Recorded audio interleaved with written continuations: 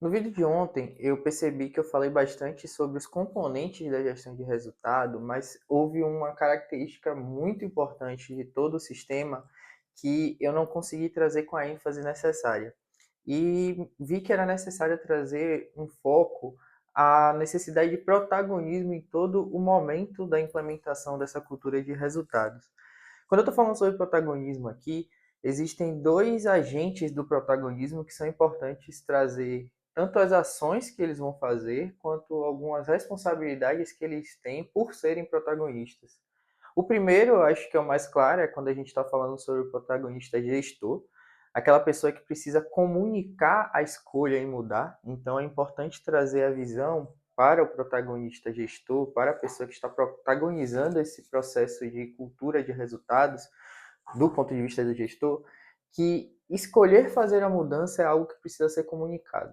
E quando ele é comunicado, ele traz impactos positivos para todo o processo, desde a implementação até a execução e aprimoramento do método. Dentro dessa escolha pela mudança e um foco na visão voltada para a gestão por resultados, é importante também ser definida uma estrutura de gestão de mudança. Um time que, a princípio, não olhava para resultados como foco e passa a ter a necessidade de olhar, precisa ter um processo de até chegar nesse lugar de cultura de resultados. Nessa conjuntura, eu estou trazendo a visão de gestão da mudança. Então, a gestão da mudança é uma estrutura, podemos chamar até de um projeto feito para garantir que aquela mudança atinja o sucesso. Então, esse projeto de gestão da mudança precisa ter, claro, em outros âmbitos, até outras etapas, mas nesse caso aqui eu queria focar em três. A primeira dela é de comunicação, então, como eu foquei a princípio, o protagonista gestor, né? O gestor precisa comunicar essa mudança, precisa trazer a necessidade fortemente para o time. E aí, até trazendo um contexto que eu trouxe no último vídeo, falando muito de Comece com o Porquê, que é um livro de Simon Sinek e que norteia bastante o que a gente tem que olhar como um gestor voltado para a gestão de resultados. Nesse momento, nesse livro, a gente entende que as pessoas precisam entender não só o que fazer, mas o porquê aquilo ali está sendo feito.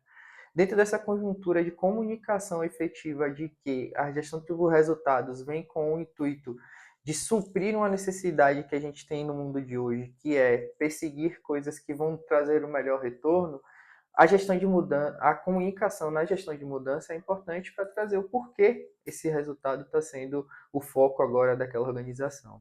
Além da comunicação, a gente precisa ter uma gestão de mudança operacional.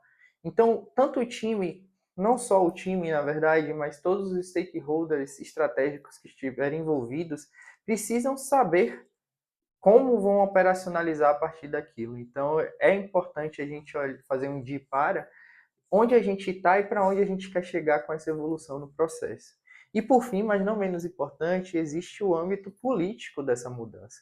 Olhando para áreas clientes ou áreas parceiras ali, é importante ter um contato político para que essas áreas entendam os impactos que elas vão sofrer com a gestão da mudança. E aí a gente fala sobre sofrer impactos, mas o impacto pode ser positivo a partir de uma celeridade no SLA, talvez, ou até uma assertividade maior nos pedidos de serviço ali entre áreas, né? Então, essa estrutura política também é bastante importante quando a gente olha para a gestão de mudança frente à necessidade de ter um time olhando para a gestão de resultados. Depois que você cria todo esse plano de gestão de mudança, é o momento de trazer cadência para esse método. Então, houve o processo construído de como mudar para aquele método, a cadência vem com a necessidade de trazer pulso para aquela implementação. E junto com o que foi feito dentro do plano de gestão de mudança e do que das rotinas, dos rituais que vão ser feitos dentro da cadência, urge a necessidade de trazer transparência para esse processo. Então, a comunicação em falar onde a gente quer chegar, a, a estrutura operacional de mostrar as etapas que são esperadas para cada nível da implementação da gestão por resultados e a estrutura política para falar com os seus pares ali, é, trazem a necessidade também da transparência nesse processo. E é aí que a gente consegue ter uma visão do todo, qual que é o protagonismo dessa liderança. Então ela comunica, é uma liderança que apoia, aborda a melhor forma de passar por esse processo e, ao fim, traz uma visão de como é que foi esse processo ou como está sendo esse processo. A partir desse entendimento da implementação do processo, de toda essa estrutura, a gente começa a olhar para uma necessidade de protagonismo no gestor em garantir que essas mudanças e evoluções feitas permaneçam. Quais são as melhores práticas, o entendimento das melhores lições aprendidas durante esse processo para continuar rodando. Então, o gestor tem um papel crucial no protagonismo, principalmente no patrocínio, no ato de fazer frente à garantia de que aquilo ali vai acontecer da melhor forma e também no papel político de ser um catalisador ali entre as áreas, entre os stakeholders envolvidos. Esse é o papel do protagonista gestor. Existe a necessidade também da gente trazer luz ao protagonista time. O time também precisa ter um viés de protagonismo. Quando eu falo sobre o viés de protagonismo, fica mais claro os pontos que eu falei sobre os componentes da gestão do resultado do último vídeo. Que eu vou colocar aqui o card para vocês verem e poderem entender um pouquinho melhor do que eu estou falando. Mas o primeiro passo do protagonismo para times, olhando para a gestão por resultado, é garantir um engajamento ao plano. Diferente um pouco do que a gente estava falando, que o gestor precisa comunicar o que ele quer, né? Então a comunicação do gestor, nesse momento está na hora do time absorver essa comunicação. Está engajado ao plano, está entendendo como é que aquele processo vai acontecer.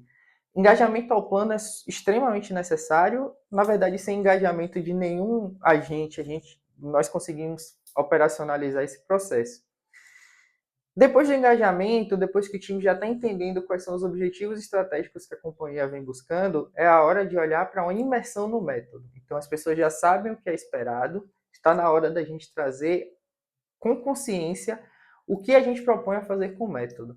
Por que é legal trazer essa questão de o que a gente se propõe a fazer com o método? Abrindo um parêntese aqui, normalmente o que acontece quando a gente está querendo implementar uma tecnologia é que as pessoas já querem, no primeiro momento, personalizar essa metodologia para a realidade daquela área, daquele time, daquela empresa. O que não tem problema, dado que você já tenha aplicado aquele método de alguma forma.